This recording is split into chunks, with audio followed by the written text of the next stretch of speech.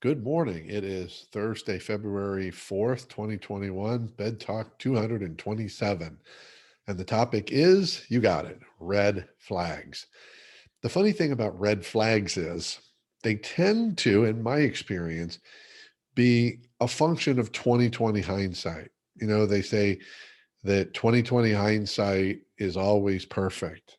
And the same is true of red flags.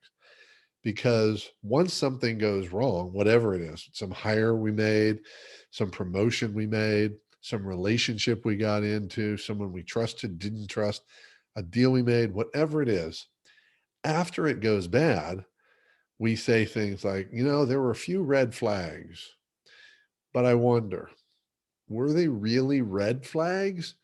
Because red flags to me mean stop, do not go forward except with extreme caution, and that should be rare.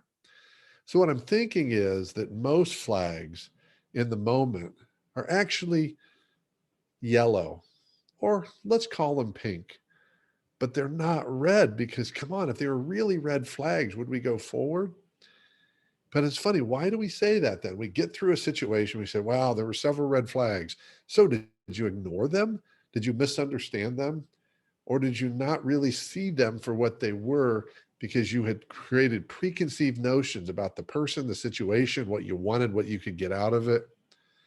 It's funny. A good friend of mine, she'll know who she is when she watches this, says she's going to write a book someday, and one of the chapters is going to be titled, A Red Flag is a Red Flag. Now, her context is about relationships, romantic relationships, but it's true of everything, isn't it? A red flag is a red flag. It generally means stop, do not proceed. And if you do at your own hazard. But I have found for me and for other people I work with, friends, coaching clients, it's not really the case. Because after the fact, with that 2020 hindsight, we call it a red flag. But in the moment, we didn't say, hey, that's a red flag. Should we really do this? We say, I have some questions about that. Maybe this is about getting clear of what our own biases are in a situation and where we're getting clouded by what we want or a sense of urgency. Or we make up stories that ignore the red flags or call them yellow or pink flags. So this isn't about identifying red flags after the fact. That's kind of too late, isn't it?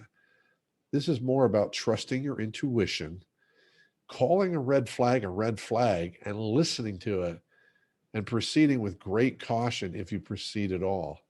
So let's get more honest with our red flags going forward with all of our decisions. That's it for today. Keep taking care of yourself and everyone around you.